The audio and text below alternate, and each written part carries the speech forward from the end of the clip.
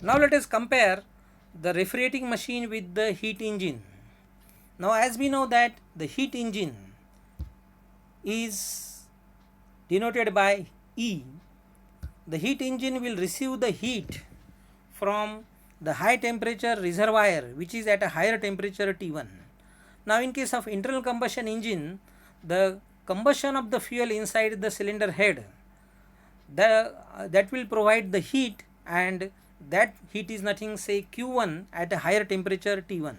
So this heat is supplied to the engine, and the engine will convert this supplied heat into mechanical work.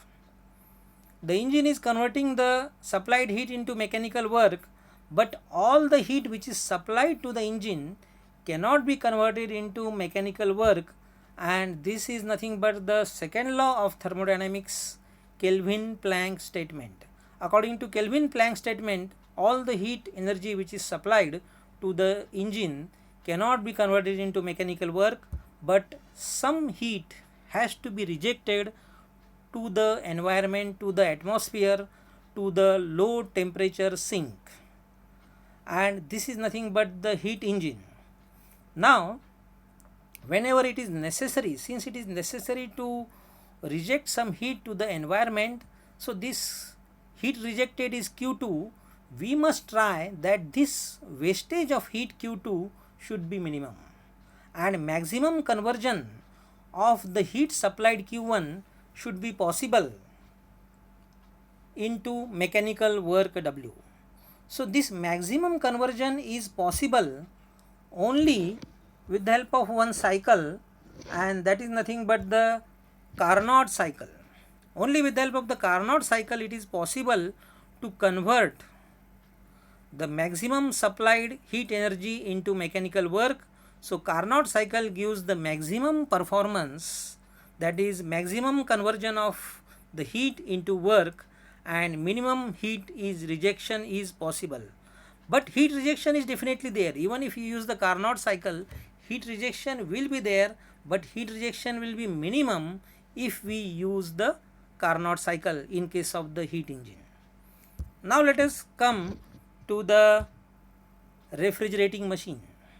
We have seen what is the refrigerating machine. Refrigerating machine will remove the heat at the rate Q0 from a space which is maintained at a lower temperature T0. This is R is nothing but the refrigerating machine. It is removing the heat at the rate Q0 from the space which is maintained at lower temperature T0. Remember, T0 is less than atmospheric temperature.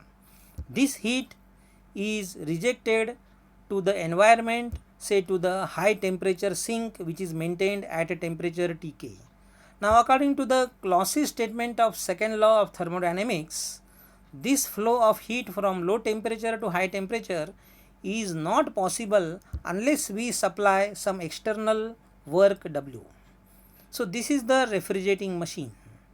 Now in case of the refrigerating machine, let us compare the refrigerating machine with the heat engine. So we have seen that all the arrows are in the opposite direction. The arrow Q1 is opposite to the arrow Qk. Similarly, the arrow Q2 is opposite to the arrow Q0, and you can also see that the arrow W in case of heat engine is moving to the right away from the engine, and the arrow W in case of refrigerating machine is moving towards the refrigerating machine. So the directions of all the three arrows are opposite. So that is nothing but the reverse flow of the heat or the energy is taking place in the refrigerating machine as compared to the heat engine, and therefore we can call the refrigerating machine as a reversed heat engine. Technically, refrigerating machine is nothing but a reversed heat engine. Now Carnot cycle in case of the heat engine gives the maximum performance. Now in case of the reversed heat engine, which is a refrigerating machine, reversed Carnot cycle will give the maximum performance. So we have to use the reversed Carnot cycle in case of the refrigerating machine. Now remember one thing, that the Carnot cycle which is used for the heat engine and the reverse Carnot cycle in case of refrigerating machine, these cycles are not practical cycles, they are theoretical cycles, but these cycles will guide us, and the performance of this cycle will be maximum. So we can compare the performance of the practical cycle with the ideal cycle, that is the Carnot cycle, and from that we can understand how much efficient our cycle or our system is.